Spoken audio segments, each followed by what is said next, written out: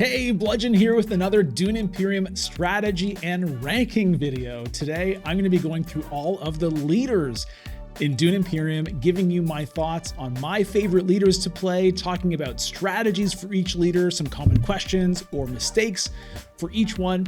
I'm going to go through first talking about the classic game without expansions, then I'll move on to talking about Rise of Ix, and then Immortality. So we're going to go through the whole spectrum.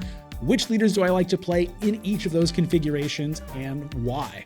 This is not a tier list video, so this is not only about which leaders have the highest win rates, but this is just about kind of what I enjoy. Which leaders do I like? Which leaders do I dislike? Of course, I'll talk about their power level as we go, but just so you know, this is not a pure tier list video. I'm going to talk about why I like the leaders. I'm going to talk about some common good cards to pick up for the leaders. I'll talk about techs in the context of Rise of Ix. I'll talk about how the leaders change when you add each of the expansions, what makes them better or worse or more fun or less fun. Of course, if you like stuff like this, make sure you are subscribed to the channel. I've got so much Dune Imperium content here, how to play videos, strategy guides, Imperium card rankings, as well as how to play for other games as well. You can follow me on Twitch, twitch.tv/bludgeon.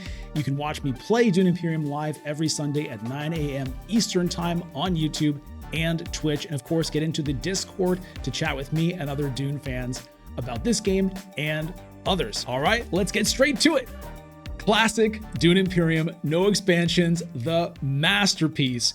My favorite leader here will come as no surprise to longtime followers of the channel, and that is, of course, my man, Memnon, Earl, Memnon, Thorvald. This is my favorite leader by far in the game, especially in Classic. Okay, why do I like Memnon so much? Well, first of all, I just like his vibe. Take a look at this guy. This seems like a cool dude, and that matters to me. I care about that. I like Memnon's vibe. All right, but what about what he does? Let's start with the Signet Ring, Spice Hoard. When you play your Signet Ring, you get 1 spice. Well, spice is kind of the most powerful resource in Dune Imperium. You could argue water is more scarce, but one of the primary functions of water is that it gets you spice. Throughout the game, spice is good. Getting a spice on your ring is great. Compare that to Ilban gives you 1 Solari, Ariana gives you 1 water. Spice is kind of the best one of those, and here's why. Early in the game, you really need to collect Solari. Wait, didn't you just say spice is the best? So now you're talking about Solari? Yeah, well, Solari gets you Swordmaster and High Council, which are 2 extremely important pieces of Dune Imperium in Classic especially. And how do you get spice quickly in the early game? That is by going to Sell Melange. Sell Melange lets you exchange spice for Solari at a pretty high exchange rate. 2 spice gets you 6, 3 spice gets you 8, and so on. 8 is the magic number for getting Swordmaster. So what's great with Memnon is that spice can help you power up that first Sell Melange. If you happen to draw the right cards and you're going early enough in the round, you can send your ring to Haga Basin. So you get 2 spice from Basin, you get 1 spice from your ring. And with your second agent, you send like a Dune the Desert Planet up to Sell Melange, sell that 3 spice and get 8 Solari on round 1, which means round 2, you are the first to get your Swordmaster. It's an amazing start to the game. And if you get that right combination of things, there's really nothing anybody else can do about it. Star, it depends on what the conflict is. It depends on the turn order. But if you're able to get there, it's a really great start. Now, it's a 50-50 whether you're going to draw your ring in your opening hand. So it's not something you can count on, but it's something that happens often enough that is a nice boost for Memnon right there. Okay. Beyond that, though, let's say you can't get there first. Still, when you do get there, that extra spice is going to help make that Sell Melange better. So maybe by the time you get there, you've collected 4 spice, 5 spice. You can cash in for a whole bunch of Solari and hopefully get enough for the Swordmaster and the High Council seat in a small number of agent turns, which is just efficient in terms of getting everything you need to set yourself up for the rest of the game. Now, while we're talking about this, here's a common question that comes up about Memnon's ring and Sell Melange specifically. The common question is, can I use the spice from Memnon's ring to pay for Sell Melange? So let's say, for example, I have 1 spice and I want to send my ring to Sell Melange so that I have 2 spice and then I can pay the 2 spice to get 6 Solari. You cannot do that. It's a little confusing, but basically the rule is in Dune Imperium, you need to pay the cost of any board space before you can activate anything from your cards or from that board space. So you need to pay the spice first, then you can collect things. And the way that the Selmalange space is kind of made, it's not clear how this works, but that little question mark on the spice is the cost. So you need to upfront decide how much spice you're changing for Solari before you can activate any of your ring effects or agent effects or the effect of the board space. So the effect of Selmalange is you're going to gain Solari based on how much you previously paid to visit Selmalange. It looks as though the effect of the board space is pay whatever you want in spice and get Solari. That's not exactly it. You're paying the Solari up front to visit the space. Then once you're there, the effect of the board space is it gives you Solari based on how much you paid. So you cannot go there with Memnon if you only have one spice on you, because the ring is an agent effect that's only going to happen afterwards. Okay, and so let's say you have 2 spice on you and you go to Selmalange with Memnon's ring. Well, you're going to have 3 spice, but you're not going to have 3 spice because you're going to pay your 2 spice to visit Selmalange. Then you're going to trigger the effect of your signet ring that's going to give you a spice, and you're going to get your 6 Solari based on the 2 spice you paid. Okay? So that's how that works. Now, what about spice for the rest of the game? Spice for the rest of the game is also very good to get. It's not just for Selmalange, but selective breeding is a really great board space to be able to get to trash the junky cards out of your deck, your daggers, you're doing the desert planets, an assassination mission if you happen to pick up one of those. And so picking up a little bit of spice here and there is going to help you visit that. Of course, Helena is extremely important, especially in classic Dune Imperium, in terms of determining who's going to win this game. Who has the 6 spice necessary to get to Helena on that crucial round 7 or round 8 or round 9 or 10 conflict? Well, Spice Hoard on your ring is going to help you get there. It can also help you power up other cards that cost spice to use. So for example, a guild ambassador or a Freeman camp. So those kinds of cards that use spice to get you some effect are a little bit better on Memnon than other leaders because, it's just a little bit easier to get the spice for that. Okay, so spice is good. Great.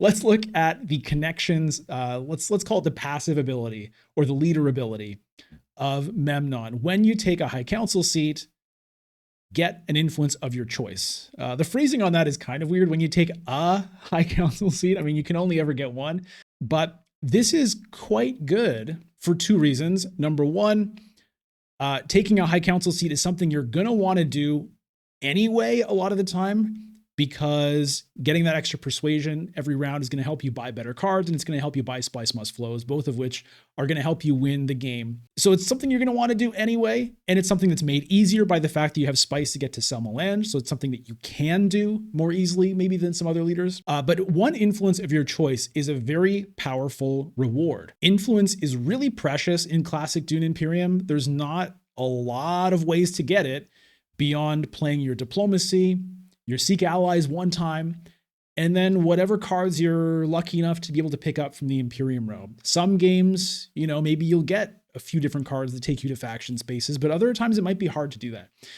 Regardless, getting all of those faction victory points, 2 influence with each faction, it's not that easy to do in classic. Once you add in the expansions, it becomes much more of kind of like a given, or at least it's easier.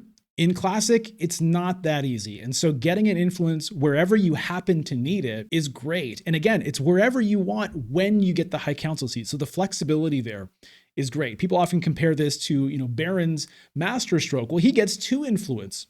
Memnon only gets 1 influence. Okay, of course, you can't compare things just like that. You got to look at things as a whole. And, maybe on the whole, you'd rather take 2 influence than 1.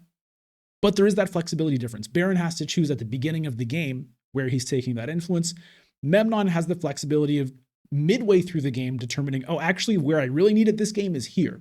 And so each game, it can be different depending on which cards you get, which alliances you're fighting for, and whatever. It's a great thing. And like I said, it just fits the whole game plan. Memnon, what I like about him is just kind of the smoothness of what you're doing. You want to get early Solari, you want to get your Swordmaster and High Council quickly, and the High Council is going to give you influence. It's a good time. Let's go on to the next leader. My second favorite leader in Classic, I think, is Helena Richese. So let's take a look at what Helena does. First, let's look at her signet ring. Manipulate. Remove and replace a card in the Imperium row. During your reveal turn this round, you may acquire the removed card for 1 persuasion less. I really, really love this because one of my favorite things in Dune Imperium is getting good cards or fun cards from the Imperium row. And, you know, sometimes it's like a battle. Who's going to get that good card first? Well, if you have Helena's ring, you can make sure it's you. You're the one who's going to get that card first, or at least you can make sure nobody else is going to get it. If a Kwisatz Haderach appears there, maybe you're not going to get to 8 persuasion, but you're worried somebody else might, just manipulate it, set it aside. You're not going to pick it up, but nobody else will either. So to answer some common questions about manipulate, if you don't take the card, then it's just going to disappear at the end of the round. So it's there for 1 round for you. If you don't pick it up, it just goes away. So that's manipulate. It's great because it lets you get good cards. And of course, the discount is relevant there as well. You know, it means that it makes it not only easier for you to get the good card because you make sure no one else can get it before you can, but it makes it cheaper to get as well. So you can send your ring to like Arakeen, for example, to draw a card, and at the same time reduce the cost of the card you're getting, hopefully drawing persuasion to help you buy it. Or you can send your ring to Hall of Oratory to make sure you're getting a persuasion while reducing the cost. Or go to High Council to make sure you're getting 2 extra persuasion while reducing the cost. Or Mentat or whatever. It really makes it easier to pick up great cards, which is one of my favorite things to do in the game, and that's why I love Helena. All right, let's look at her leader ability. Eyes everywhere. Enemy agents don't block your agents at Landsrat or city board spaces. This is a really nice ability. It's kind of easy to underrate, and sometimes it's easy also to forget about when you're playing. But of course, normally, if one of your opponents has an agent on a space, well, you can't send your agent there. You wanted to go to Research Station? Too bad someone else got there first. You wanted to go to Swordmaster? Too bad someone else got there first, and you've got to wait 2 or 3 rounds to get there. Helena doesn't have that problem with Landsrat or city spaces. So let's talk about Swordmaster. A lot of the game is getting your Swordmaster as soon as possible. But the problem is, what if someone else gets to 8 Solari just before you do? Well, you're going to have to wait normally. Helena does not have to wait. You can get your Swordmaster the same round that someone else gets theirs. And of course, that also applies to High Council seat and to Hall of Oratory and rally troops and whatever. But most significantly, Swordmaster there. You don't have to wait in the queue like everybody else. That's a big deal. It's also really, really helpful on the city spaces because there's only 2 cities that everyone has access to at the beginning of the game, Carthag and Arakeen. Siege Tabor is locked behind 2 influence at the Freeman, and Research Station is locked behind 2 water. What this does for you is it allows you to go to those spaces even when they're full of people. And that's really good because in Classic, you know, the board is kind of tighter. There's kind of fewer spaces people are trying to go to because of the lack of the shipping track from Rise of Ix, for example. And so those city spaces are pretty nice. And so being able to get there even when someone else is already there is great.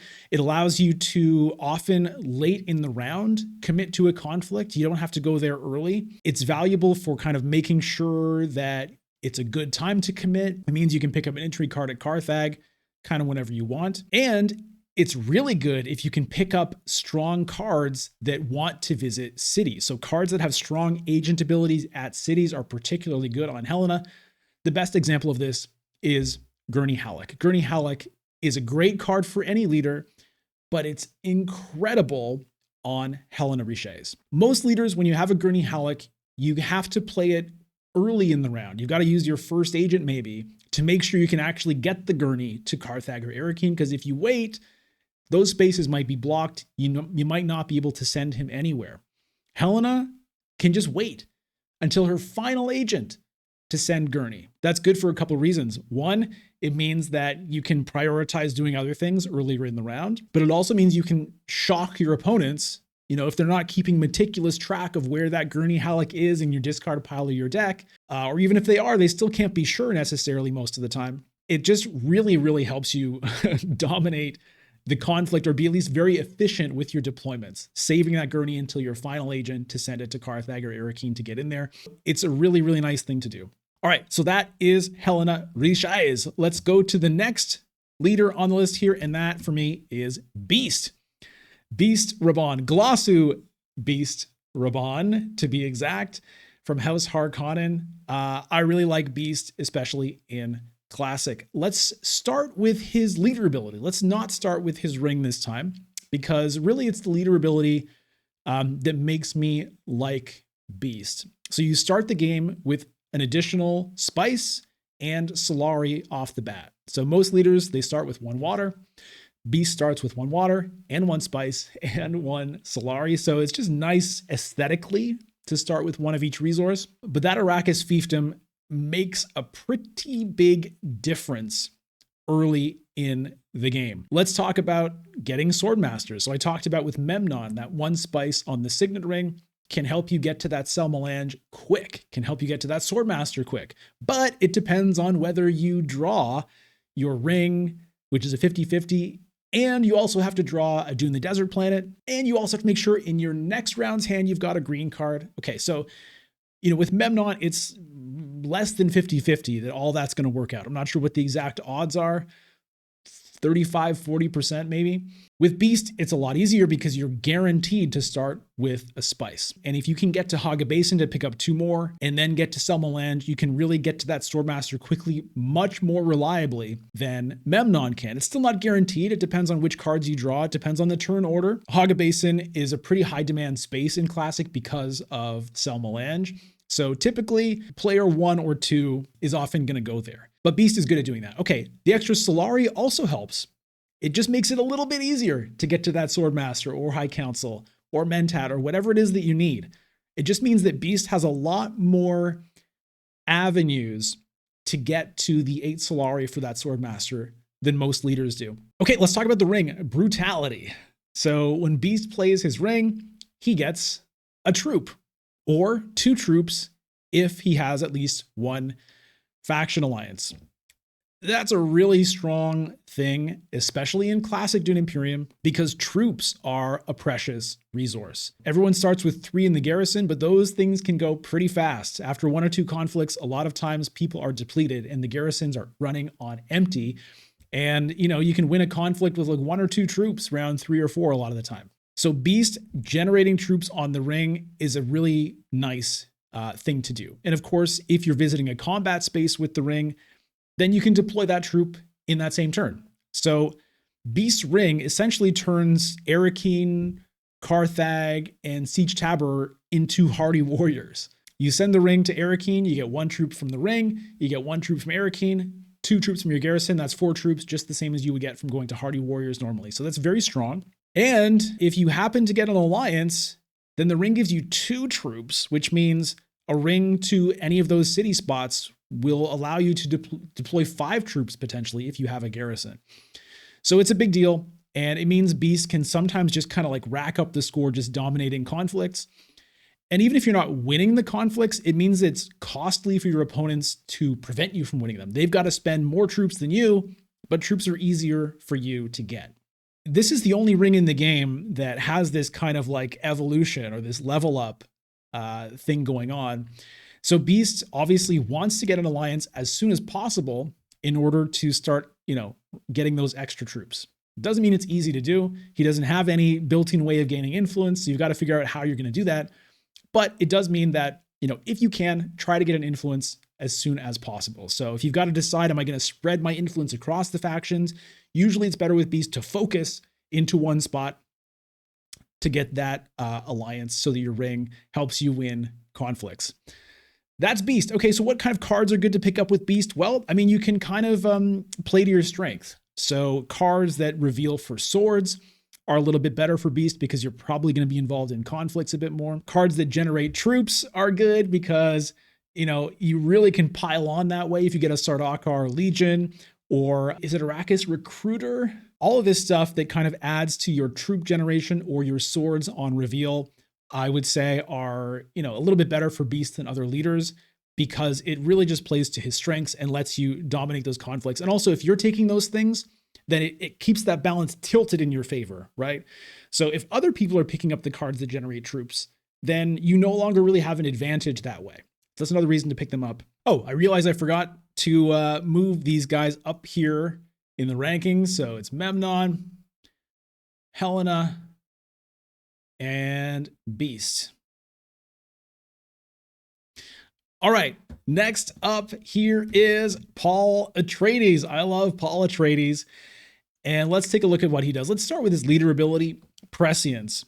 So Paul has the ability to see into the future. If you've read the Dune books or seen the movies, this is a big part of what makes Paul special is he can catch glimpses of the future.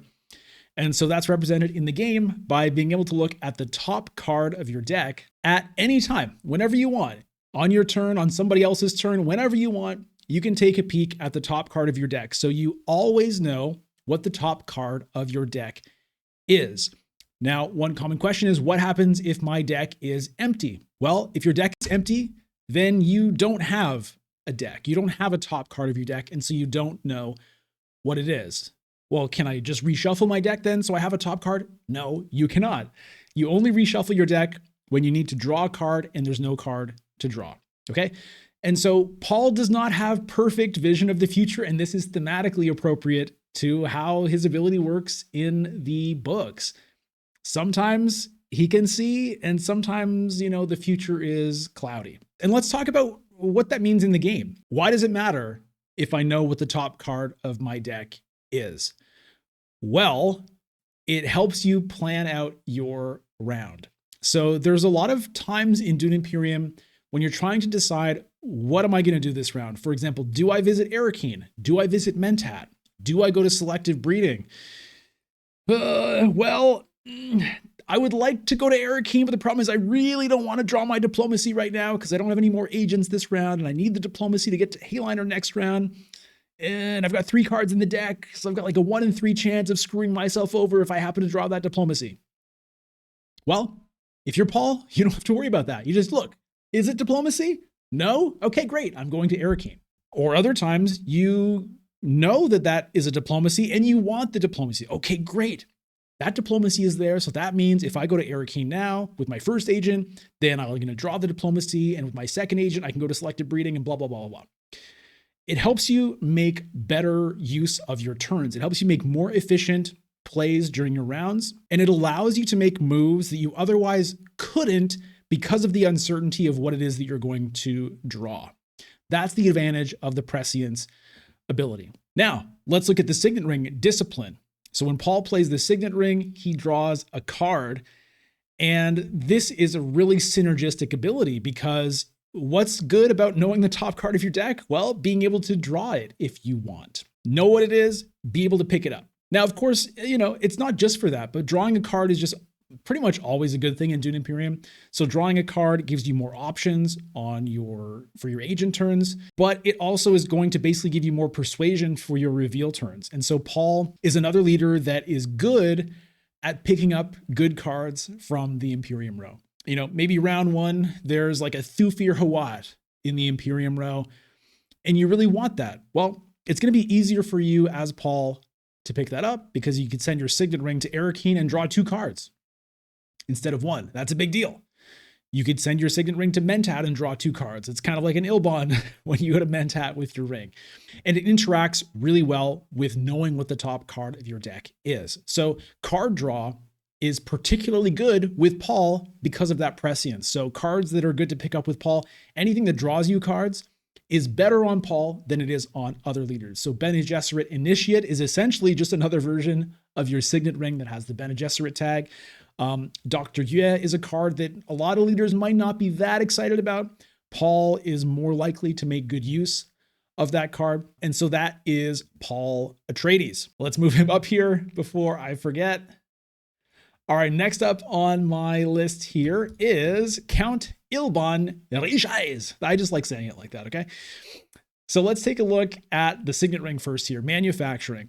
Ilban's ring generates 1 Solari. Okay, well, that's typically weaker than generating 1 spice like Memnon does, but you can't directly compare these things. You have to look at it as a whole. But let's just keep the Solari focus for now. So of course the Solari is good because that is going to help you get to Swordmaster. It's going to help you get to High Council, rally troops, and in particular for Ilban, it's going to help you get to Mentat. Mentat is an incredible board space for him. And why is that? Well, let's look at his leader ability. Ruthless Negotiator. Whenever you pay Solari for the cost of a board space, draw a card. Drawing a card is great. We talked about why it's good to draw cards with Paul, increases your agent flexibilities, and increases your persuasion. The other thing also I didn't talk about is drawing cards helps you cycle through your deck as well. So it means the more cards you draw, the more often you're going to get your best cards. So you're going to get your diplomacy more often if you're drawing more cards. You're going to get that Gurney Halleck more often if you're drawing more cards.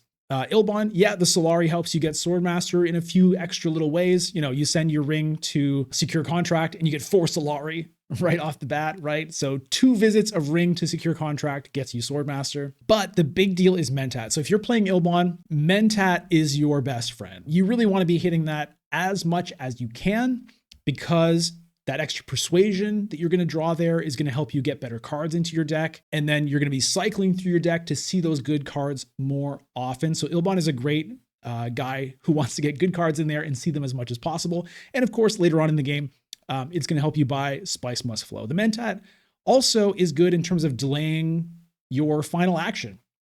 You might say, well, why would I want to delay my final action? There's going to be fewer board spaces available for me to go to. Yes, that is true, but it gives you intel. It helps you decide whether or not it's worth committing to a conflict, because everyone else gets to do what they're doing first. Is he going to go to Helena? Is he going to go to Carthag? And if so, is he going to deploy? Does he have any swords in hand on reveal? Mentat helps you get that information while you still have time to do something with it. Okay? So Ilban is great. That's why. All right, let's move Ilban up here. So yeah, in terms of cards to pick up with Ilban, what's great is if you can find good cards that can go to Mentat. So cards that have a Landsrad agent icon that have good agent effects are particularly good on Ilban. So for example, Bene Gesserit Initiate is good for him because she can go to Mentat and then draw 3 cards, one from Mentat, one from the Initiate, and one from Ruthless Negotiator. Sodakar Legion can be nice that way. Send it to Mentat, generate troops if you can't get to Emperor board spaces. And in terms of game plan, I mean, one thing that Ilban can do is kind of do his own thing sometimes. You know, you can just kind of focus on like cycling through your deck, playing your good cards, buying Spice Must Flows, and sometimes it's hard for people to stop you. One thing to consider though, if you're playing a draft mode, if there's going to be a Leto ahead of you in the player position, that can be a little bit of a problem for Ilban, because Leto can visit the Mentat for only 1 Solari. And, you know, if Leto wants to, he can kind of make things rough on you by getting to Mentat before you have a chance. So if Leto is ahead of you in the player positioning, like let's say Leto's player 1 and you're player 2, 3 out of 4 rounds in the game, Leto's going to go ahead of you and could deny you the Mentat. So it's something to consider when you're selecting leaders. Speaking of Leto, next up on the list is Duke, Leto, Atreides. Let me just move these down here for a minute. We'll put Leto up here. All right, Duke, Leto, Atreides. Let's take a look at what he does. So let's start with his leader ability, Landsrad Popularity. This is what I was just talking about. Sending an agent to a Landsrad board space costs you 1 Solari less. So that's what I meant when I said he could go to Mentat for only 1 Solari instead of 2. But of course, it's not just Mentat. It's also Swordmaster. It's also High Council. And those are big pieces of the game in classic Dune Imperium. So making them cheaper just makes it a lot more flexible. You have more ways to get there before other people get the chance to get there, which is really nice. And so Mentat also can be a good spot for Leto to visit. Let's take a look at his ring, Prudent Diplomacy. This is maybe the strongest ring in the game. It costs you spice to use it. So you play your ring, and then if you have any spice, you can opt whether you want to do this. Gain 1 influence with a faction where an opponent has more influence than you. So this is basically a faction influence catch-up mechanic for Leto. So simply put, if someone is ahead of you on the Freeman track, then when you use your ring, you can pay 1 spice and move up 1. Maybe, you know, that puts you even with them. Maybe you're still behind them, but it's really, really good because, as I was talking about with Memnon, faction influence is precious and very, very valuable. There are 4 victory points sitting in those faction tracks if you can get to 2 on each one. And like I said, it's not necessarily easy to accomplish that. Depends on what cards you're able to get from the Imperium road, depends on the intrigue cards you might get, depends on the conflicts you might win. Everyone has a diplomacy, everyone has a seek allies, but that can only be used once. Leto starts with another card in the deck that is able to generate faction influence. And so that's a big leg up. And, you can use that maybe 3 times throughout a game. That's 3 influence. That can be a big difference. So very, very strong. Also, I do have an entire video dedicated to Leto's strategy because I think he is one of the more complex leaders in terms of getting the most value out of him. And there's lots of different combos and stuff you can do with him. So if you want to see more on Leto, going through all the expansions as well, check out my video on a Leto strategy guide. But basically, I think you get the idea. Cards that are good with Leto are also cards that gain influence. So as Leto, you can potentially kind of dominate those influence tracks.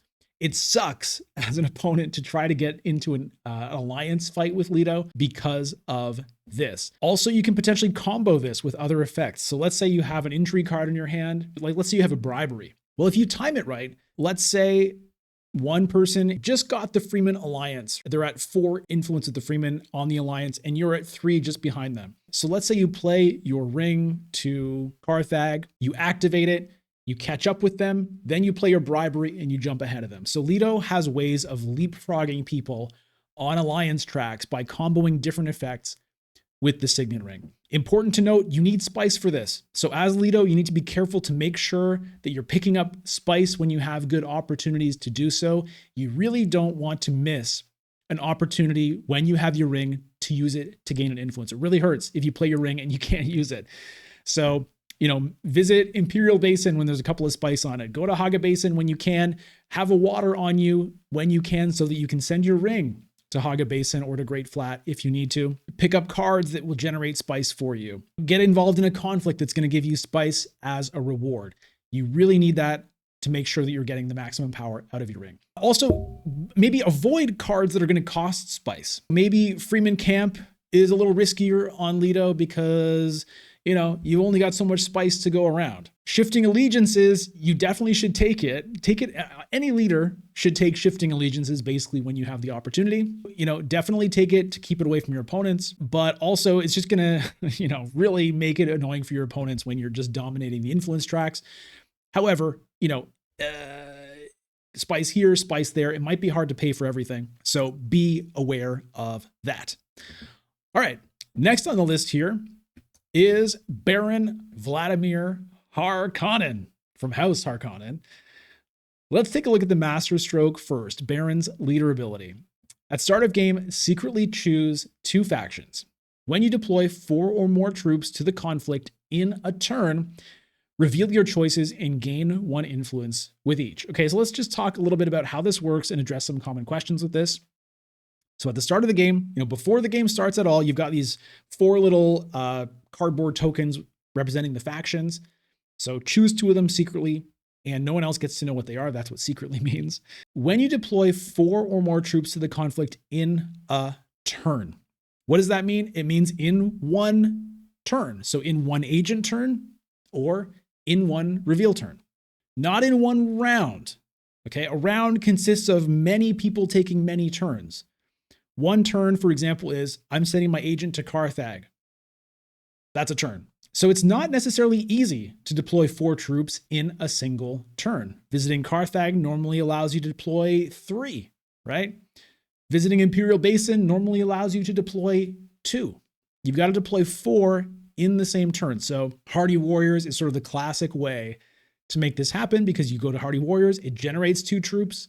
So you can put those in. And then if you have at least 2 in your garrison, you can put 2 in there. That's 4. Hayliner will do this as well because it generates 5 troops. So that by itself will trigger your Master Stroke. But you can also do it with other effects. If you happen to have any intrigue cards that are generating troops, you can play them at the same time that you're visiting a combat space to throw in extra troops. Or if you have any Imperium cards that generate troops like a Gurney Halleck or a Freeman Camp, that kind of thing, Arrakis Recruiter, then that also will work. But remember, it has to be in 1 turn. So you can't put in like 2 troops this turn, and then my other opponents take their turns, and then I put in 2 troops on my next turn. No, 1 turn. Okay, and then what happens? You get 1 influence with each of those factions that you secretly chose. So this is very strong because, again, influence is precious and valuable in Dune Imperium. So getting essentially 2 free influence is really, really good.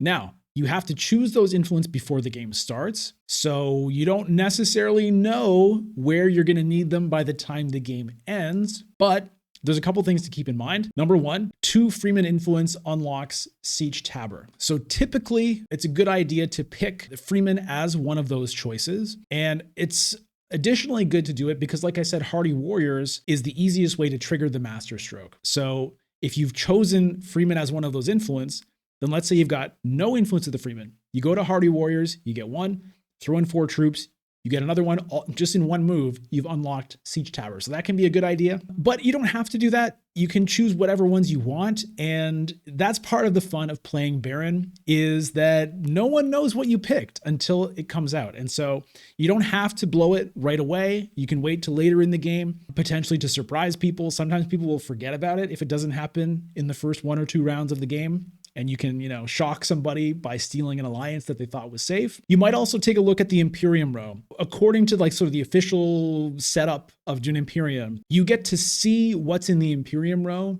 before you choose what leader you're going to play. So you get to know what those cards are when you're choosing the factions for your Master Stroke. And so that might influence what you decide to take. You might say, okay, I can see that there's like a Bene Gesserit sister in the Imperium row that I think I'm going to get. So maybe I'll choose Bene Gesserit as one of my choices to try to kind of get that alliance this game. Or maybe there's a Smuggler's Thopter in the Imperium row. Okay, maybe I'll take Guild so that I can try to get that card working. Whatever it may be. So take a look at those cards.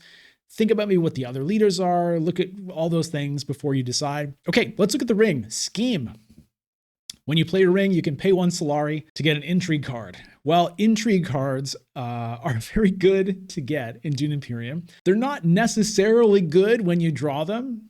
It's luck of the draw. You might get something great for you right now. You might get something that is useless for you right now. But they can be a big difference maker. Combat intrigues often decide who wins an important conflict, who gets that victory point, who gets those 2 victory points. It often comes down to who has, an ambush. Typically, intrigues come from Carthag or secrets, but Baron has an extra way to get them at other times. They can also be end game points. Sometimes it's the end of the game and it's like, well, does anybody have plans within plans or corner the market? Baron has extra opportunities to draw those end game points.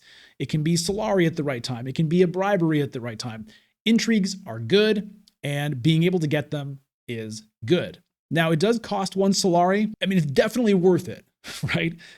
An intrigue is almost always more value than a Solari, but early in the game, that Solari can be really important for getting Swordmaster.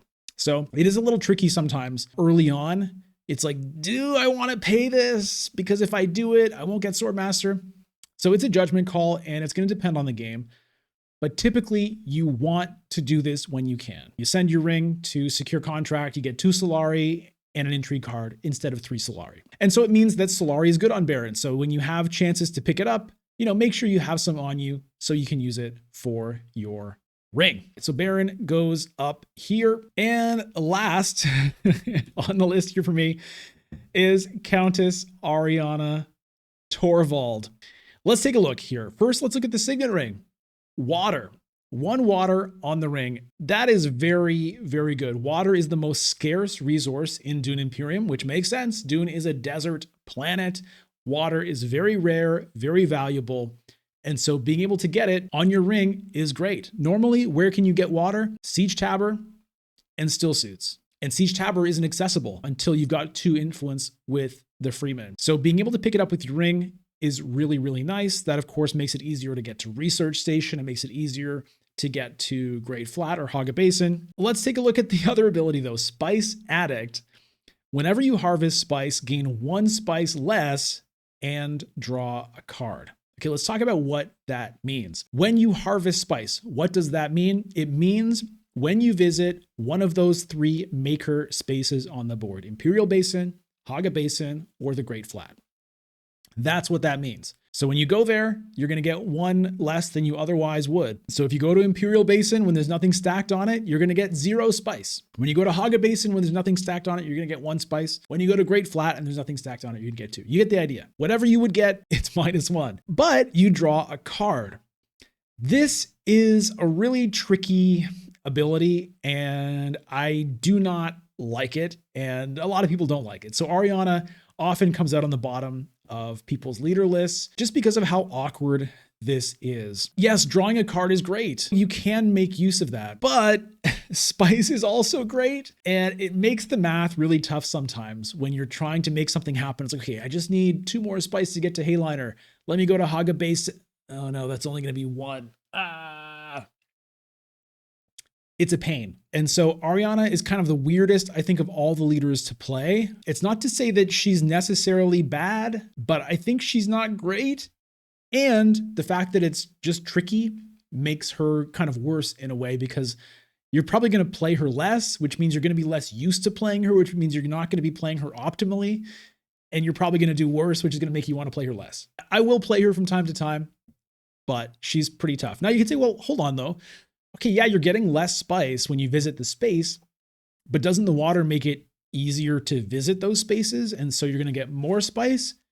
Yeah, that is true, but it's just kind of like a weird efficiency loop. It's rough. One thing that can really help is if you're lucky enough to get carry-all on Ariana, all of a sudden things feel so much better.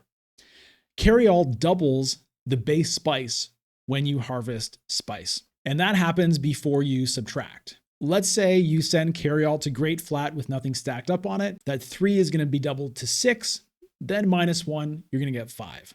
So 5 spice and drawing a card suddenly feels a lot better. And of course, if there's any spice stacked up there, you're going to pick that up too. So let's say you've got Great Flat and there's 2 spice stacked on it. What are you going to get? All right, well, you're going to get that 2. The 3 is going to get doubled to 6. So that's 8.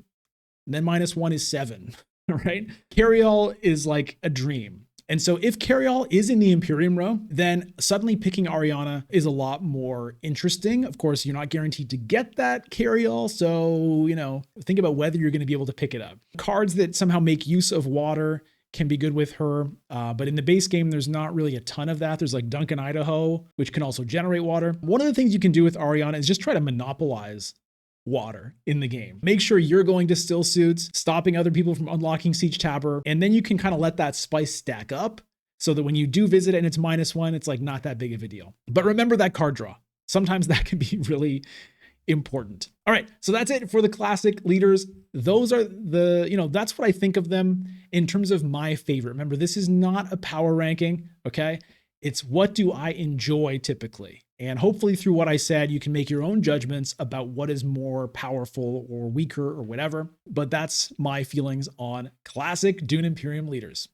All right, let's talk about Rise of Ix. So the first thing I want to talk about is how Rise of Ix affects the existing leaders of Dune Imperium. And then later I'll talk about the new leaders introduced in Rise of Ix. Rise of Ix changes how the leaders work in quite significant ways, or at least it changes how much fun they are to play and how strong they are in the game. So what does Ix do to the game? Well, the first thing is Sell Melange and Secure Contract are gone. So is Hall of Oratory and Rally Troops. They get replaced by the shipping track, so smuggling and interstellar shipping, as well as tech negotiation and dreadnought. So the most significant thing there is the elimination of Secure Contract and Sell Melange. A lot of what I talked about was the race for Swordmaster and how do you get to Sell Melange. So a big reason why I liked Memnon and Beast was the ability to go Haga Basin, Sell Melange, Swordmaster. Well, in Rise of Ix, that is no longer possible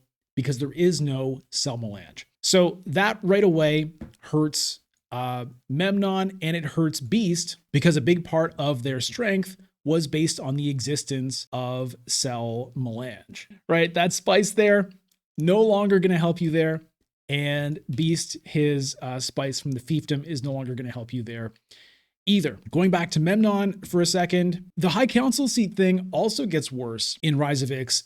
And the reason for that is twofold. Okay, so the first thing is influence is easier to get in Rise of Ix. The shipping track is going to be feeding people influence of your choice. Suddenly, one influence of your choice is no longer this like really rare, powerful reward. It's something that people are going to be getting on the regular. And so that devalues this connections ability quite a bit. There are also more cards that are going to give you influence easily. Treachery is there. Web of Power is there. In the Shadows is there. Negotiated Withdrawal is there. So influence is just generally easier to get, which means this one from Memnon is just much less significant. It's much less impactful than it was without Rise of Ix. So that's one reason why the Connections is worse. The other reason it's worse is getting a High Council seat is kind of harder to do in Rise of Ix. Why is that? Well, it's just kind of harder, honestly, to find time to send an agent to the High Council space. And that's because of the existence of the shipping track. Smuggling and interstellar shipping are much more high demand spaces than Secure Contract and Selma Lange were. Yeah, Secure Contract and Selma Lange would get visited, early in the game, but then kind of stop being important after the first, few rounds typically. And so High Council is kind of easier to find time to go to because you're not, forced to go to those spots. But in Rise of Ix, it's like, well, if I have the opportunity to go at interstellar shipping, I am doing it most of the time. And I may not have an agent available to send to High Council. The High Council is also kind of just less impactful in Rise of Ix, generally speaking. The Imperium cards are stronger at lower costs. There's a lot of really strong cards that don't cost that much. Like I said, Web of Power, In the Shadows, Negotiated Withdrawal, and there's more. And so getting the High Council seat is not necessarily as impactful for that reason, because the people are going to have good cards even without it. Spice Must Flows are maybe not as integral to victory. They still can be, but in Classic, they often are, whereas a little bit less in Rise of Ix. Now, sometimes this can help you unlock shipping, so that can be an upside, but it doesn't balance out sort of the devaluation of this ability. As for the Spice Hoard, you might say, well, Rise of Ix adds techs and those cost spice, so doesn't that make Memnon better? Yeah, it can be nice. And one of the nice things about that is you can send your ring to tech negotiation and pick up like a 2-cost tech in one action. So you can immediately go there and pick up, a memo quarters or mnemonic film, which can be nice. And I'll sometimes pick Memnon for that reason. So there are some upsides, but he's just not as good as he used to be. And other things like Hayliner are not necessarily as critical to conflicts anymore. Why is that? Well, it also has to do with the fact that troops are no longer as precious. People are getting troops off the shipping track and through other effects. And so Hayliner is not always as decisive in Rise of Ix as it is in base game when people's garrisons are generally kind of empty. So Memnon drops down quite a bit for me in Rise of Ix. I'll still pick him because I have an emotional connection to Earl Memnon Thorvald, but I definitely won't pick him anywhere near as much, and it doesn't work out as well most of the time. Okay, and as for Beast, same kind of deal. So that guaranteed spice can be great for picking up those techs. And that Solari can be quite good because it makes it, the route to Swordmaster is a bit more windy in Rise of Ix, let's say. And so that one little Solari there can really help. That can let you go to smuggling twice and get Swordmaster. So Beast can still be good. I just don't like him as much. How does it affect the other leaders? Well, let's talk about Baron. Baron in Rise of Ix gets a lot better. Now, he was already very good in Classic. He was lower on my list of favorite leaders. It's just because I don't personally find Baron that fun to play. Yeah, intrigue cards are good. It's just not that exciting for me personally. And paying the Solari often feels painful when I'm trying to get Swordmaster or something like that. Baron, by the way, though, is one of the leaders that can more reliably win the game without getting Swordmaster. And so it can be worth putting your Solari into this at the cost of Swordmaster because, the double factions here and those intrigues can kind of get you off to a rockety start, but I don't love it. The Master Stroke is fun, and it's more fun for me in Classic than it is in Ix, even though in Ix it is stronger. Why is it stronger? Because Rise of Ix has that space called interstellar shipping, which requires 2 influence with the guild. So this Master Stroke really helps you get that influence with the guild quickly. So typically in Rise of Ix, Baron will take Guild and Freeman as the secret Master Stroke factions, hit Hardy Warriors in round 1 or 2, and be off to the races, unlock shipping quickly, and get off to a really fast start. So while Baron is stronger in Rise of Ix, and in terms of just pure power level, might be like 1 or 2, I find him just kind of boring. I think it ruins the fun of Baron when everyone knows what your Master Stroke is before the game even starts. In Classic, it's fun that people don't know. It's fun to surprise people. The mystery is part of the allure. And in Ix, that's just completely gone for the most part. Occasionally, people will not take Guild and Freeman, and there can be cases where that's the right move, but it almost never happens. All right, so Baron is better, but far less interesting as far as I'm concerned. How does it affect everybody else? Well, let's talk about Leto. Again, watch the Leto video for more detailed, strategies and discussion on Leto, but he gets a lot better in Rise of Ix as well. And again, it has to do with the shipping track mostly. The ring helps you catch up with other people's influence, and other people are gaining influence more easily in Ix. So you're going to have more chances to use this probably. Sometimes in Classic, it's like you catch up once or twice and then nobody's ahead of you, and you might not have anywhere to actually use the ring. In Ix, probably someone's going to be ahead of you somewhere, and you can strategically make sure that that's true. But I was talking about how you can sometimes combo the ring with like, a bribery or an intrigue card to leapfrog someone. Well, Ix has built-in ways to do that. So you can send your ring to the shipping track and get that influence from the second layer of the track. So you trigger the ring first, then you trigger that influence, and you can double jump. So if you're one behind someone, you go to shipping, first you trigger your ring. And by the way, shipping gives you spice to pay for the ring. So you catch up, then you trigger the influence from the track and you jump ahead.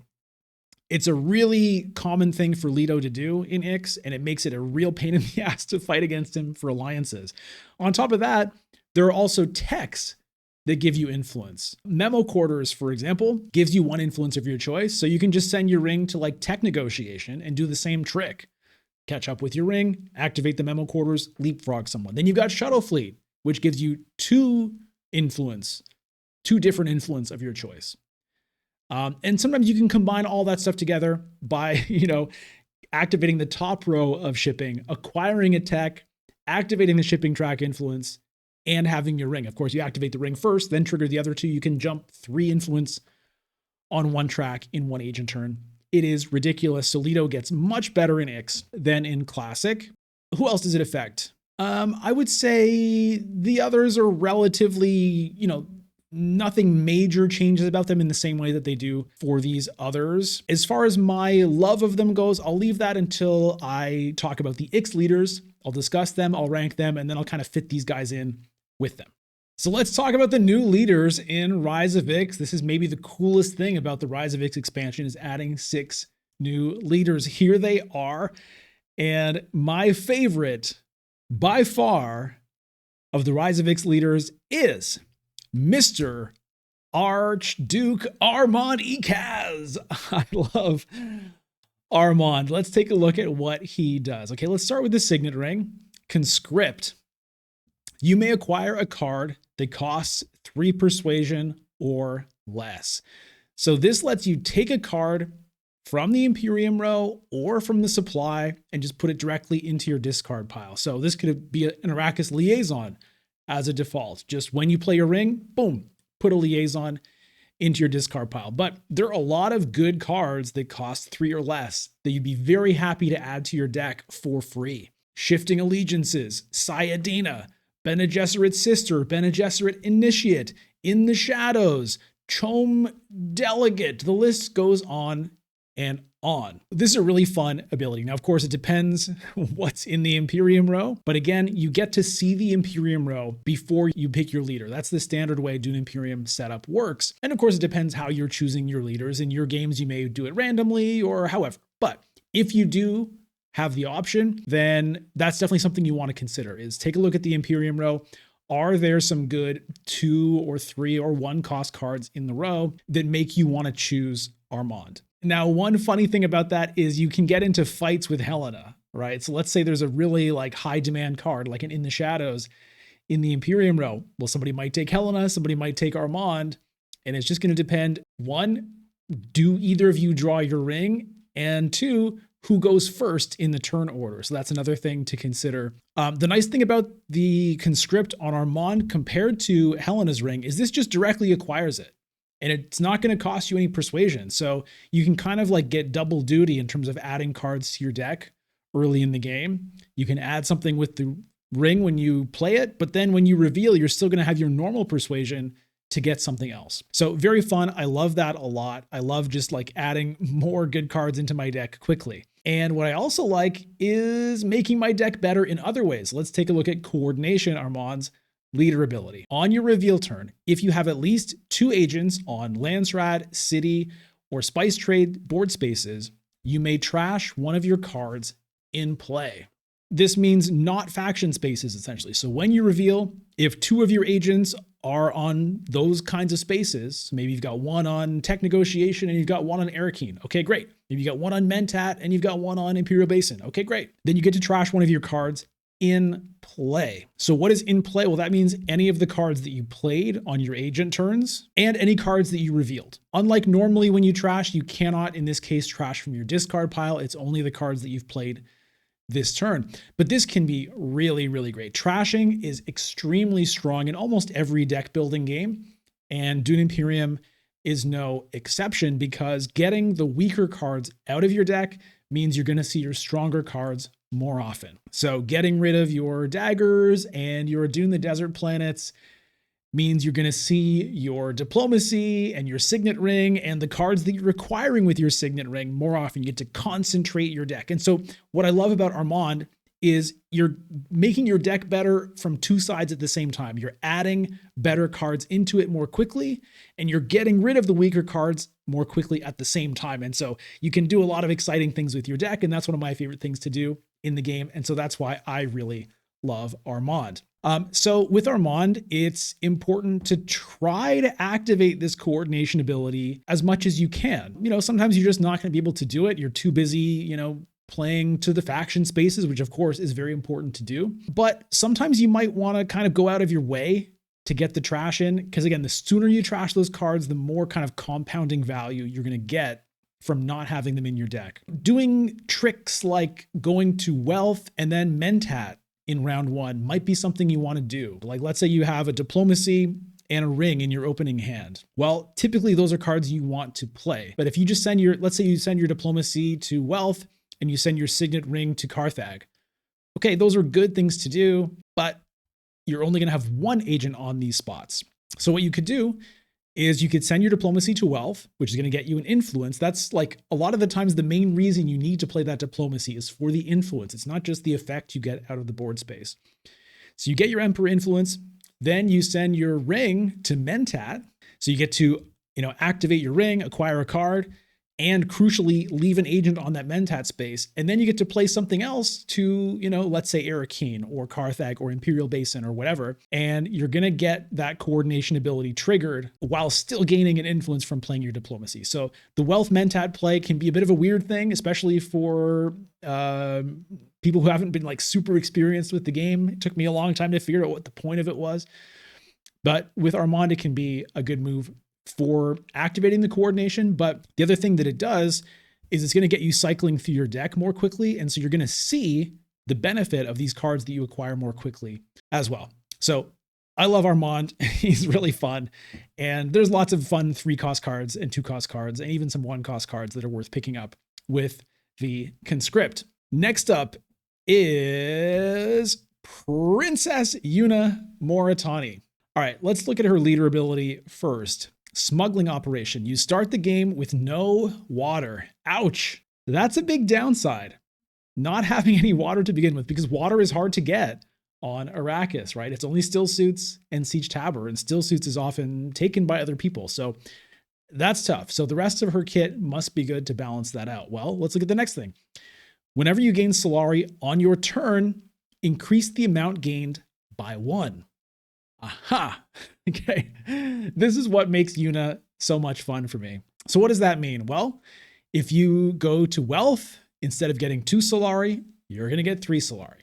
If you go to Smuggling, instead of 1 Solari, you're going to get 2 Solari. If you go to Smuggling and cash it in, you're going to get 2 Solari from visiting Smuggling, and then you're going to get 6 Solari from choosing Solari from the cash in on shipping. So as we've talked about, getting Solari early in the game is a big deal because it helps you get your Swordmaster, High Council, whatever else you might need. So getting bonus Solari is a big deal. Now let's look at some frequently asked questions or common misunderstandings. Notice that it says when you gain it on your turn, boost the Solari. So what does that mean? Well, your turn is your agent turn or your reveal turn. That's your turn. Outside of that, it's not your turn. So let's say you win Solari from a conflict reward, that will not be boosted because the conflict rewards happen when it's nobody's turn. Let's say you have a shuttle fleet tech, which says at the start of the round, get 2 Solari. Well, that's just going to be 2 because the start of the round is nobody's turn. So pay attention to that. But if you have an intrigue that gives you Solari, you can play it on your turn, then it's going to be boosted. If you have a card like, let's say, Opulence, that gives you Solari when you play it as an agent, that's on your turn, so that's going to be boosted. That's a huge deal, getting that extra Solari. But you might say, okay, well, that's nice. It's going to help me get my Swordmaster maybe, but then, a lot of the times in Dune Imperium, if you have a bunch of Solari, like there's not a whole lot you can do with it. You get your High Council seat, maybe. You get a Dreadnought, maybe. You go to Mentat, maybe. But sometimes, it's not that great later in the game to have a bunch of Solari. Well, let's take a look at her signet ring. Final delivery. 7 Solari to activate the ring. What in the hell? When I first saw this, I was blown away. I couldn't believe that a signet ring would cost 7. I was like, this is terrible. When am I going to use this? I mean, I hate paying 1 Solari on the Baron to get an intrigue card. And you want me to pay 7? Well, what do you get for this 7? Okay, you get an influence of your choice. That is very good. You get a troop. That's nice. And you get 1 spice. That's nice. But I have to say, when I look at this, it doesn't seem worth it. Because man, I need to pick up a Swordmaster. I need to pick up a High Council. I've got things I need to do with my Solari. How am I going to fit in 7 for this? Well, this is how, right? So these two abilities really synergize together with each other.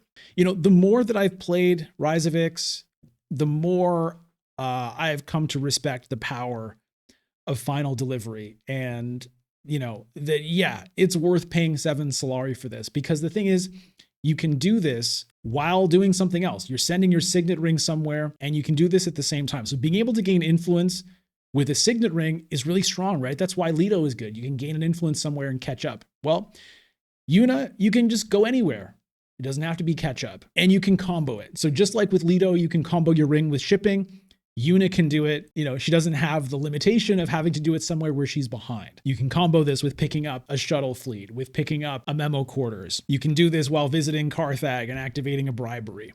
It's really strong, and it does make it difficult to fight for alliances with Yuna. I've had so many alliances stolen by a Yuna late in the game. It happened to me just recently, and it can be heartbreaking.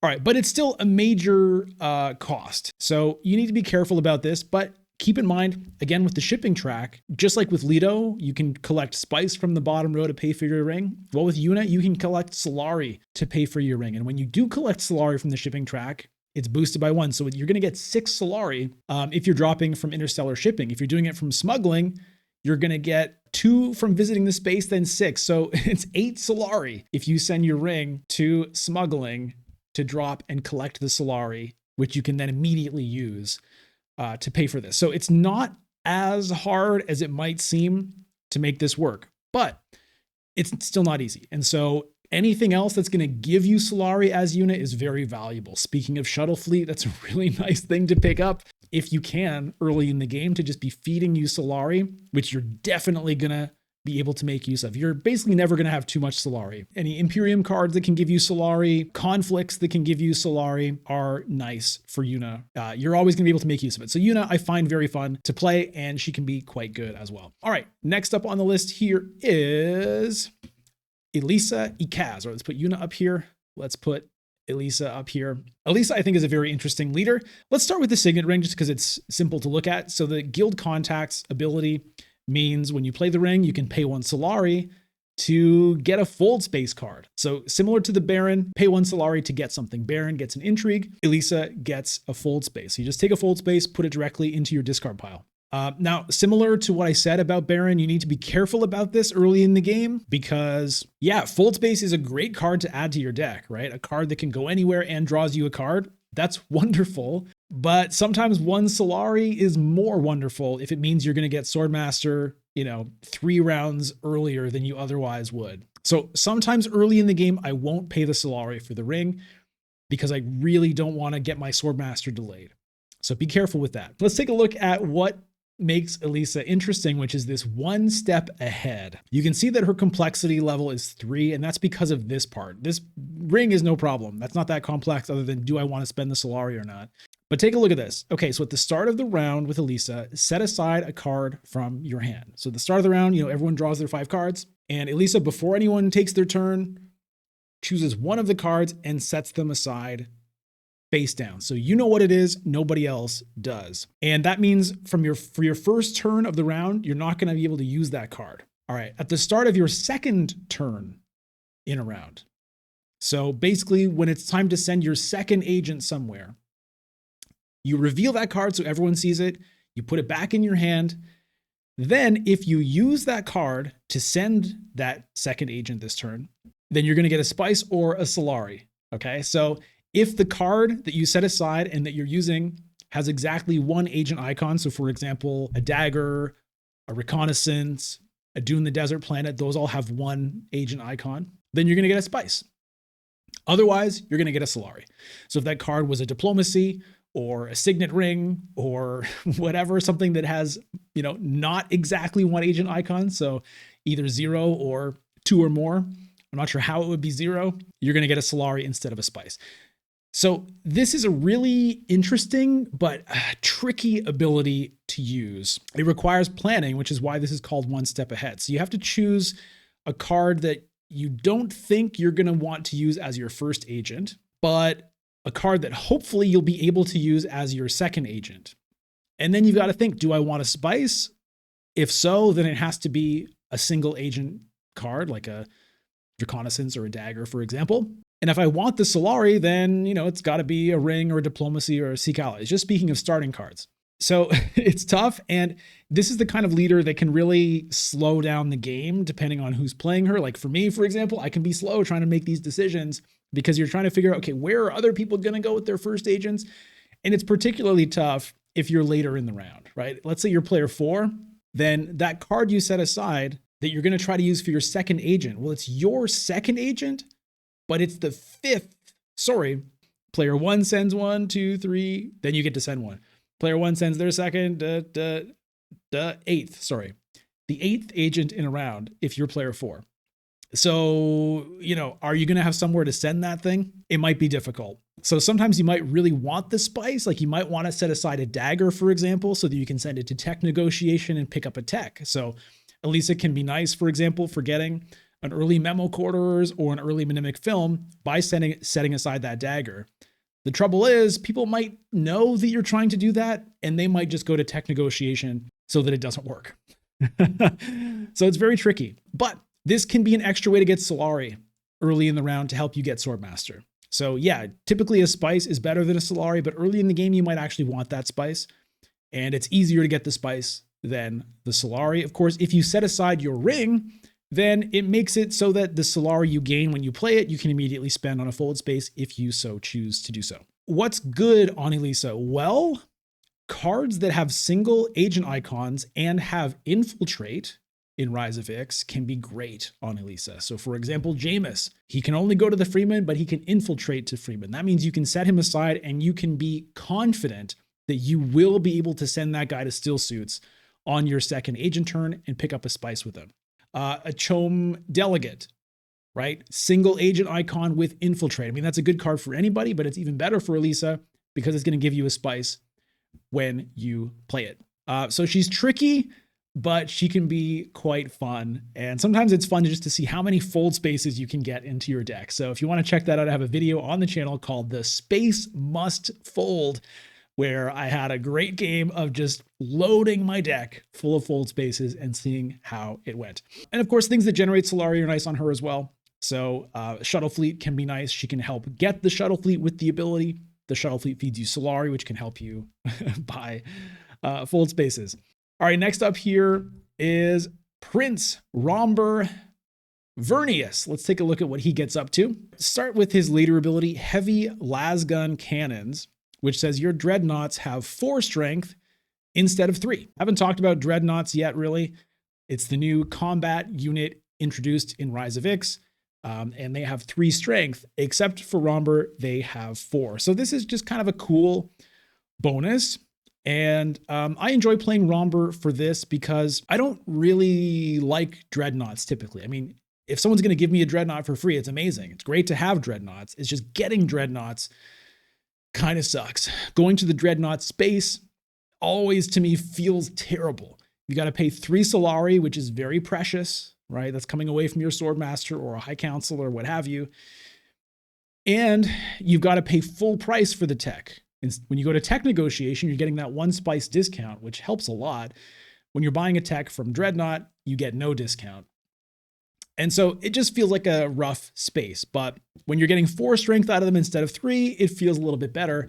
And so it can be fun to play Rhombur for that kind of different play style of just like, let me pick up Dreadnoughts and let me just see how much I can dominate these early conflicts. Because especially early in the game, that makes a difference.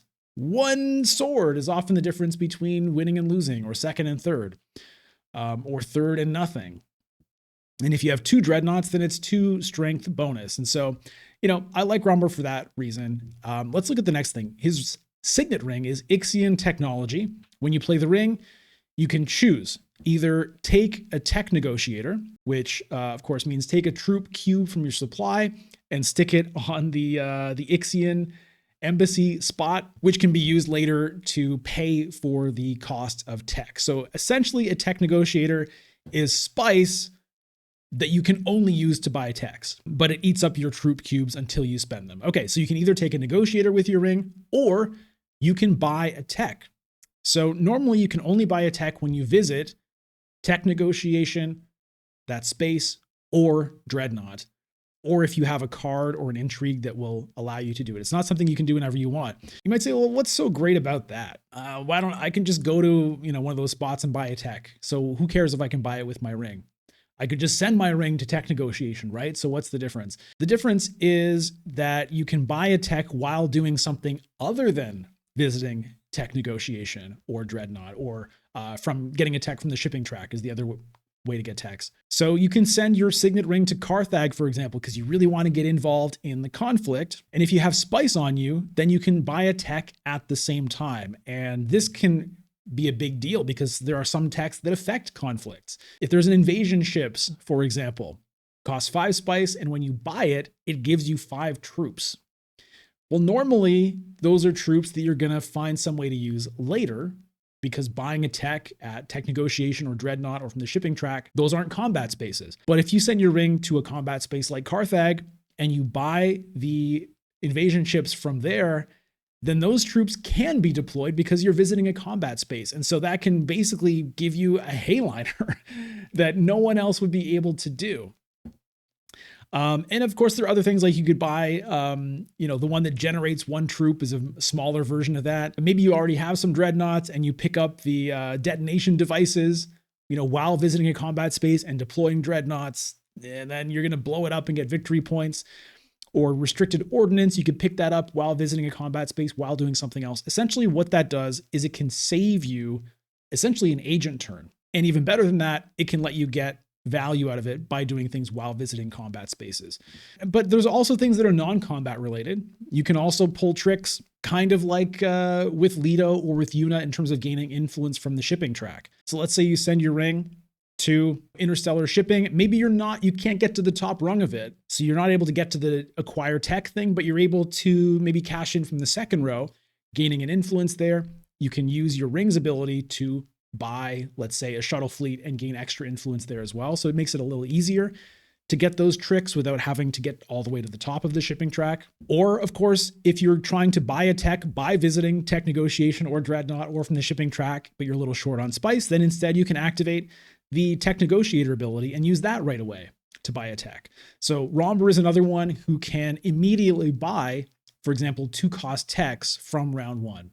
If there's a memo quarters or minimic film, you can send your ring immediately to tech negotiation, take a negotiator, which gives you, you can pay 1 with that. Then you get the discount from tech negotiation, so you can buy a 2-cost tech. So Rhombur, Beast, Memnon, Ilesa, these are leaders that can do things like that. But for Rhombur, It's a little easier than for Ilesa, for example. Okay, so what kinds of cards are good on Rhombur? Well, if you're going for a combat strategy, then, extra swords, extra troop generation, easier ways to get dreadnoughts can be great on Rhombur, so you don't have to visit the dreadnought space. So Ix Guild Combat, Compact, or Relentless Assault, is that what it's called? Any way to get dreadnoughts that saves you actually visiting dreadnought space is even better. Maybe things that generate spice can be nice in terms of letting you activate your ring and buy techs instead of taking the tech negotiator. All right, let's take a look at the next one here. We've got Tessia Vernius. I think it's Rhombur's sister. I don't know. These are, not canon leaders, people in Dune. I think they're from like the Brian Herbert, Kevin J. Anderson books, which if you like them, great. They're not for me. But anyway, that's neither here nor there. So here's Tessia. She is the only 4 complexity leader in Dune Imperium, at least outside of Uprising or Bloodlines. I'm not sure if there's a 4 over there. I think there is, but anyway, she's the only one here. Why is she level 4? All right, I guess we have to start with her leader ability. Careful observation. Game start, put a snooper token at 2 influence on each influence track. Okay, so for each faction, Freeman, Bene Gesserit, Guild, Emperor, at the spot where there's the victory point halfway up the track, you're going to put one of these little tokens there. So in the physical game, you got little cardboard tokens. They're going to sit at that spot on the track. In the digital game, it obviously puts them there for you. Whenever you reach a snooper token, which means whenever you get up to 2 influence or more, gain the topmost uncovered reward from the snooper track. So basically, something is going to trigger for you the first time you get to 2 influence with each of the factions. What is going to happen? Well, the first time you get any snooper token, then the first one is going to happen, which is you may discard a card from your hand to gain a spice. You don't have to do it. You have the option to do it. So for example, let's say I'm at 1 with the Freeman, 1 influence, and I go there, I go to Hardy Warriors, I get up to 2 influence. So as soon as I reach 2, that snooper token comes off the Freeman track and it gets put onto my board here to fill in this little track. And then this ability triggers along with all the other things that are triggering this round, the troops from Hardy Warriors, whatever triggered from my card I used to play 2 Hardy Warriors. And I can do them in whatever order I want, of course. So this one is discard a card from my hand to get a spice. So maybe I've got a dagger in my hand I don't want. I just discard it and I get a spice. This can be great if you have any unload cards, which is a new mechanic in Rise of Ix that trigger when you discard something. So if you happen to have picked one of those up by now, then that can be great. Okay, but even then, just getting 1 spice, hey, it's not bad. All right, the next one is gain the bonus from this token's influence track. So the second time you get to 2 influence somewhere. So you've got 1 with the Freeman in this case, and this one is done. All right, then let's say later you get to 2 influence with the Emperor. All right, you take that off the track and you put it on this board and you trigger this ability, which says gain the bonus from this token's influence track. The bonus means at the 4th rung there's that little extra bonus. So for the Emperor in this case, that would be 2 troops. For the Spacing Guild, it's 3 Solari. For the Freeman, it's a water. For the Bene Gesserit, it's an intrigue card. That's the bonus. So you're going to get that even though you're not at 4. Okay, so that can be pretty cool early in the game when you're on the hunt for Solari. If you can arrange it so that the Guild is the second one you unlock, then that gives you 3 Solari. Now, maybe the Guild's going to be the first one you unlock because of shipping. You can kind of try to play with it to get the things you want at the right time, which is another reason why this is 4 complexity. The third faction that you get to 2 influence with is going to be over here, gain 1 influence on this token's influence track. So this is pretty nice, free influence. So, all right, let's say I've already got the Freeman. All right, I got the Emperor, I got 2 troops. All right, let's say the next one is Guild. I get up to 2 influence, and then bang, I immediately get another one up to 3 influence. So it's like you're power playing, essentially, this round.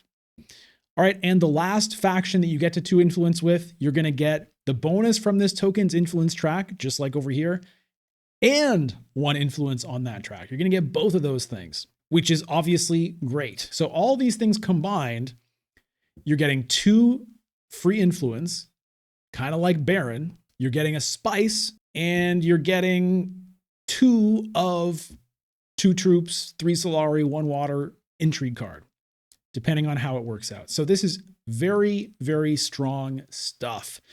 The influence alone is big. It makes Tessia very good at getting alliances.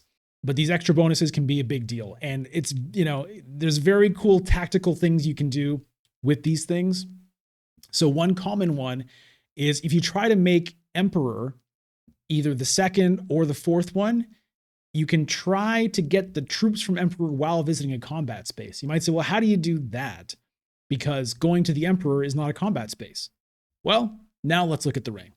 Duplicity. When you play a ring, you may lose an influence somewhere to gain one influence with a faction where you have a snooper token. Now, as always, losing an influence as a cost means you have to pay an influence. So if I have 0 influence with the Freeman, I can't say, well, I'm going to lose it with the Freeman. Haha, I don't even go down anywhere. No, it's like if I go to Burger King and they say, well, that's $5. And I pull out my wallet and say, well, haha, I'm going down $5, but I don't have $5 to lose. Please give me my burger. It doesn't work. You've got to actually give them the money.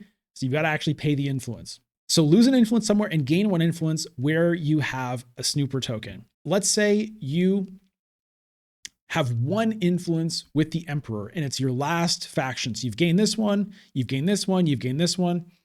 Let's say you just have this one left to go. You play your ring to, let's say, Carthag, a combat space.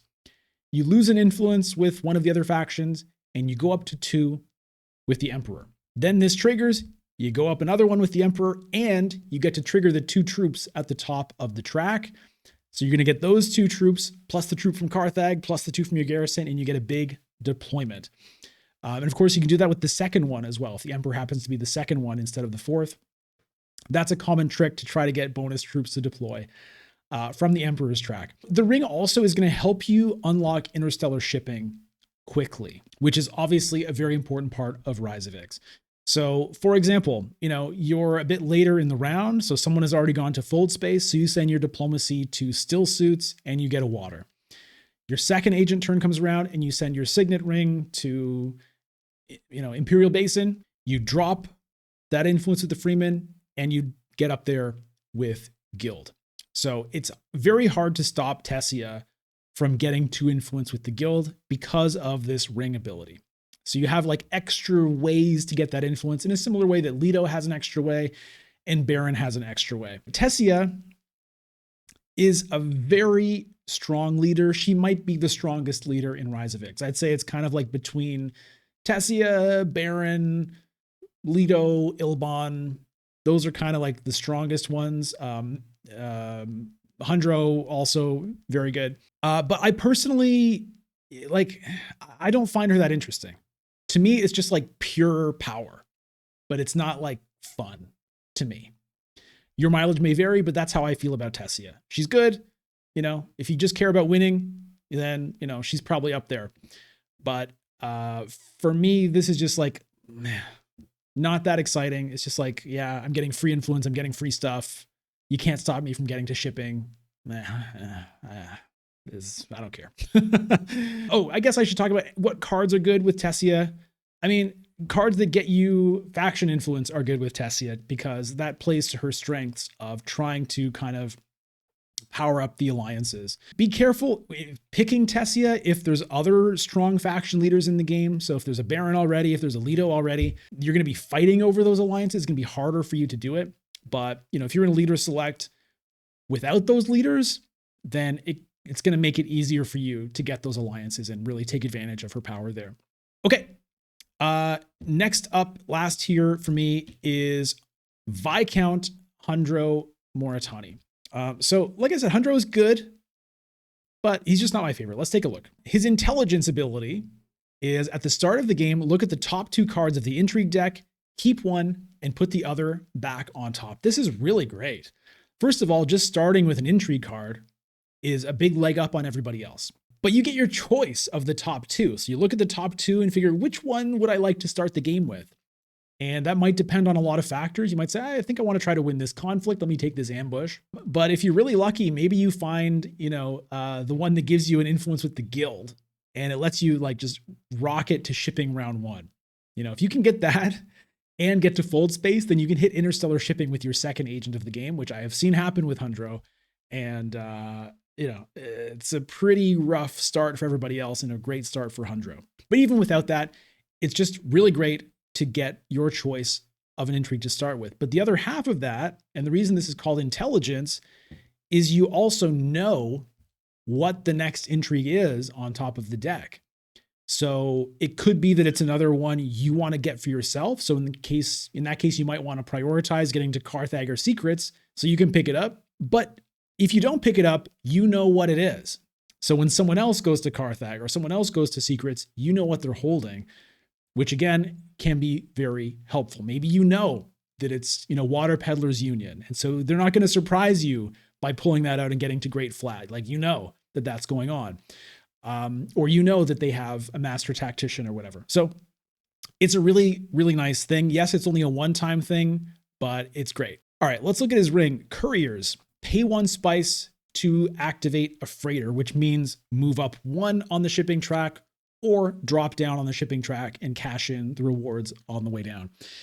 This is really, really good. The shipping track is very strong, and so this ring is very strong. This is going to help you, especially in terms of like getting your Swordmaster together, because it's going to make sure you can much more reliably cash in and get the Solari from the shipping track. But beyond that, it's just really great to be able to activate freighters without having to go to the shipping track. So for example, you could send your ring to a combat space, cash in on shipping, and those troops that you get from the second rung can be deployed when normally they can't. Right? Normally you go to shipping and those troops go in your garrison for later use, unless you have a troop transports. But with Hundro, you just send your ring to a spot, get your troops and throw them into the conflict. So this is actually deceptively a very strong combat ability. It doesn't seem like it is, but it is. Some of the things I talked about with Rhombur in terms of buying techs on combat spaces also apply to Hundro, because if you're at the top rung of the shipping track, then this can let you buy a tech while visiting a combat space. So again, you could buy an invasion ships while visiting a combat space and throw those troops in directly. So it's just really good. Freighters are incredibly strong in Rise of Ix. So any alternative way of getting them other than having to go to smuggling or interstellar shipping is good. And having it on your ring is really, really strong. Now, why don't I really like Hundro? I'm not really sure. He's just a leader that I don't gravitate towards. I think his vibe, he just seems like kind of a goof to me. I think partly the fact that he's like, just a made up leader that's not really part of Dune, it makes him kind of silly to me. Although, Memnon also is kind of like that. And I like him. I don't know. He's just sort of a goofy vibe. He just doesn't fit to me, I guess. Hundro is, I don't know, it's sort of a weird name. But I think a lot of it also is the fact that it's all about the shipping track. And just for me personally, I hate the shipping track. It's my least favorite part of Rise of Ix. And so the fact that he's so associated with it, I think is part of why I'm just a little bit, uninclined to pick Hundro, even though, like I said, it's very, very strong. But to me, strong does not equal fun. And so, yeah, I just played a Hundro game recently and I did have fun with him. So, this may change. This is just how I felt so far. And the intelligence thing is very cool. But, it's just not a leader that I typically pick. And it's a leader that I'm not super comfortable with because I don't pick him that often. And he's also highly picked by other players. So he's probably my lowest pick rate leader, maybe. Anyway, that's Hundro. So those are all of the Rise of Ix leaders in order of my favorites. Again, it's not a tier list. This would be very different in terms of power level. It'd be like Tessia, then Hundro, then, Armand, Yuna, whatever. But that's not the point. It's about what do I like, or at least it's not the whole point. Okay, now let's bring in the base leaders and let's see how they stack up to their Ix leaders in terms of my favorites. So these are all the leaders to choose from in Rise of Ix, and how would I arrange them? Well, let me just do a quick one. Okay, Memnon. Okay, Hundro I think is Ariana's last, followed by Hundro. Armand is definitely high up there. Baron is very low. He's very strong, but I just find him boring. And I don't like the way his mystery is gone. So Baron is low. Leto is probably pretty high. I like pulling the tricks with him and jumping people on the alliance tracks. Memnon is probably around here for me. I pick him still sometimes. Beast, maybe something like here. Ilban probably goes up around here somewhere. And Helena and Paul, probably kind of, I would say Helena is still pretty high for me. If I see something tasty in that row, then I'm very likely to pick Helena. She might even be like up here somewhere. And Paul, you know, somewhere like this. Beast is probably lower as well, actually. I don't know. Roughly something like this is my sort of preferences or what I like to play in Rise of Ix. But this is a pretty rough, and it changes from game to game depending on who I've played recently and how things have gone. But it's probably something like that. I'd say right now, Armand is probably my favorite just because of that really fun way to concentrate your deck and, get fun things happening. All right, now let's get to Immortality. What does that do? Well, first of all, keep in mind, Immortality can be played with or without Rise of Ix. And so that makes a big difference in terms of how the leaders work, because without Rise of Ix, then you still have Sell the Land, you still have Secure Contract, and you have, the basic board just with extra stuff. With Rise of Ix, then of course you have all the Ix stuff. So basically everything I said about Classic more or less applies to Immortality without Rise of Ix, and everything I said about Rise of Ix more or less applies when you add Immortality, but there are some differences. Let's talk about them. So the changes that Immortality makes is Research Station is different. So Research Station normally is pay 2 water, draw 3 cards, but in Immortality, it's only draw 2 cards and it's gain 1 research. So move up 1 on the research track. What does that do? Well, it does change things in certain ways. One thing that it does is it makes it harder to get Spice Must Flow. So that hurts people like Memnon, for example, who, likes to get a High Council seat and get Spice Must Flows. Well, it's harder to do it. High Council is harder to get. Again, if you're playing Ix, High Council is harder to get, but it's also kind of harder to get in Immortality because of the existence of experimentation. So that's the other thing Immortality does. It changes the board with the Research Station, but it changes your deck by swapping out Dune the Desert Planets for experimentations. And experimentation is a card that you really want to play as an agent whenever you can, because research is very, very important in Immortality. Research is going to help you get scarabs, which are going to be worth intrigue cards and victory points. And it's going to help you do other things. It's going to help you maybe get an influence here or there. It's good. Okay. So typically there's a lot of pressure to play your experimentations, which means you're going to have less bandwidth to play a dagger, for example, up to High Council when you might need to play an experimentation to hog a basin or something like that. So that hurts Memnon. I would say it also hurts like people who are trying to get big cards. So it hurts Helena a little bit because it's harder for her to say send her signet ring to Research Station and, get a Jessica or a Kwisatz Haderach. Drawing 2 cards instead of 3 is an issue there. On the other hand, it sort of helps Ariana because, like I said, research is good. Ariana's ring gives you water, which makes it easier for her to get to Research Station than for some other leaders. And so that can be a nice bonus for her in terms of being able to hit Research Station more reliably, get research more reliably. And what that can mean also is extra specimens. So if there's a nice card in the Tleilaxu row, then Ariana can be a little bit better at picking it up because you can get an extra specimen by getting a research without playing an experimentation, or in addition to playing an experimentation, or in addition to revealing an experimentation and going to Research Station, you can get 2 or 3 specimens a little quicker than somebody else.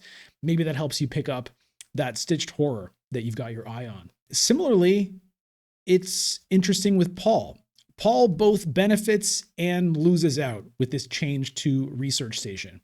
So he loses out because one of the nice things about Paul is you send your signet ring to Research Station and you draw 4 cards and you can get yourself, a Chom Directorship or a Kwisatz Haderach. Well, there's 2 problems that Immortality adds to that goal. One is you're drawing one fewer card, so it's harder to hit those persuasion targets. But the other one is Immortality adds atomics, family atomics. So each player is going to have one little token they can spend once in the game to wipe out the Imperium row and replace it with new cards. That makes it much riskier to try to build up a bunch of persuasion to buy a big card, because it's very transparent, right? If I'm Paul and I send my ring to research station and I draw 3 cards, it's not 4 cards, but it's still 3 cards. People are going to go, I wonder why he's doing that. Does it maybe indicate that he's trying to pick up that Chom directorship? Bing! Nuke. Goodbye, Chom directorship. Goodbye, Paul's hopes and dreams. Goodbye, fun. So that hurts. But Paul can be good at picking up cards kind of similar to Ariana. He can help you pick up a nice card from the Tleilaxu row because of his extra card draw. I mean, so how does that work? Well, maybe you have one experimentation in hand, but the other one is, in your deck. Maybe you go to still suits and then you send your ring to research station and you're going to draw 3 cards. There's a very high chance that you're going to draw that experimentation out of your deck. You're going to get 1 research, which is going to get you a specimen. Then you're going to reveal 2 experimentations, get you 2 more specimens, and that can get you a stitched horror. So that's a fun move you can make with Paul in Immortality, and try to pick up like one of those nice, powerful Tleilaxu cards on round 1. So how else does Immortality affect the other leaders in the game? Well, I would say it makes Ilban stronger. Ilban was already very good in all versions of the game, but I'd say he's even better in Immortality because of the extra cards that the Tleilaxu track or the Tleilaxu row adds into the game. Grafting allows you to actually get more value out of visiting the Mentat space, for example. So Ilban likes to hit Mentat a lot. And if you're sending a dagger there, that's great, but the dagger's not doing anything. Well, Immortality adds some nice cards to send to the Mentat space. So there's some in the Tleilaxu row. In the tanks, for example, generates troops while you go there. There's scientific discovery or research, I forget what it's called, that gets you research when you go there. There's more stuff that can add value while visiting the Mentat in Immortality. So that makes Ilban better. But on top of that, you're going to just get a stronger deck in Immortality. Overall, the strength of your deck is going to be higher because of the cards you're adding in from the Imperium row. There's great cards in just the Imperium row in Immortality. Tleilaxu Master, Tleilaxu Surgeon, for example. But also the Tleilaxu row is going to add potentially strong cards into your deck. So Ilban's natural ability to cycle through his deck and see good cards more often, it gets better when the average strength of your deck is better. All right, what else? Well, with Leto, there's some tricks you can do with the research track because there's that one spot on the research track that gives you influence. So if you use your ring to go to research station, catch up with your ring, take the influence from the research track, leapfrog somebody. Let's talk about Ilesa. She gets better in Immortality as well. And a big part of that is because of the way Graft works with her one step ahead ability. The challenge with one step ahead, like I said, is will you actually have a space that you can send that card by the time it comes around? Graft makes it much easier to do that because let's say I set aside a card that has 1 city icon and there's no cities left. Well, I can graft it to my Face Dancer Initiate and, send it over there. It still counts as being played this agent turn. It still only has 1 agent icon, so it's much, much easier to trigger these things. And of course, there are graft cards that also just have 1 agent icon on them. So by default, they're much easier to trigger. And there are some really cool combos that exist in Immortality for Ilesa. So there's cards that, I talked about this in my Immortality card ranking video, so I don't want to go on too much about it. But, there's like the Guild Impersonator card. There's all these things that can kind of combo together to really make her work. So Ilesa, I would say, goes up in Immortality because of those kinds of combos and just the way that her ability just is much easier to trigger than it is otherwise. All right, let's talk about Helena briefly here. So just one thing to note. Remember I said that your manipulated card is not in the Imperium row. So how does that interact with atomics? it means that the card you set aside with your ring cannot be blown up by atomics. And so Helena can still sometimes, try to make a round out of picking up a big card, by sending her ring to Arakeen, drawing a card, setting aside a Kwisatz Haderach, and no one can blow it up and stop you from picking it up. But it's harder to get the persuasion because of Research Station only drawing 2 instead of 3, so you can't use that. But that is a nice thing. So keep in mind, if you're Helena, if there's a card that you really like in the Imperium row, then you might want to play your ring as your first agent to make sure that people don't blow it up before you get a chance to set it aside. And her Eyes Everywhere ability, I would say, is kind of devalued a little bit, both in Rise of Ix and in Immortality, for kind of the same reason. In Rise of Ix, because like the importance of going to smuggling and interstellar shipping, it doesn't help you do that.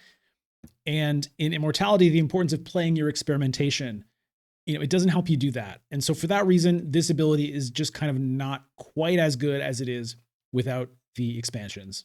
All right, well, that's going to do it for my leader ranking and quick strategy guides, quick for Dune Imperium. I hope you enjoyed this video. I'm sure there are things that I left out. Let me know what you think. Let me know what your favorite leaders are. Where do you disagree with me? And if you have any questions, of course, let me know. I love reading the comments. I'll read them all. And of course, make sure you're subscribed to the channel. If you haven't done that, you can click the notification bell so you know whenever I go live. I always go live Sunday, 9 a.m. Eastern time for some Dune streaming, but it also happens other times throughout the week as well. Join the Discord to chat with me and other Dune fans, talk about board games, talk about Dune, maybe find a game, keep up to date with news about Dune and about the channel. That link is in the description below. You can follow me on Twitch, twitch.tv/bludgeon. If you'd like to support the channel and get extra content, then you can join by clicking the join button here, becoming a member of the channel. That's going to unlock stream VODs for you. So watch the streams if you're not there live at your convenience whenever you like. And you'll also get an exclusive extra video every week recorded just for members. You can sub on Twitch as well. Now to unlock stream VODs for you there. Thank you so much for watching this. And of course, check out all the other Dune content on the channel, strategy guides, how to play videos, as well as for other games beyond Dune Imperium. And I'll see you again real soon. Take care.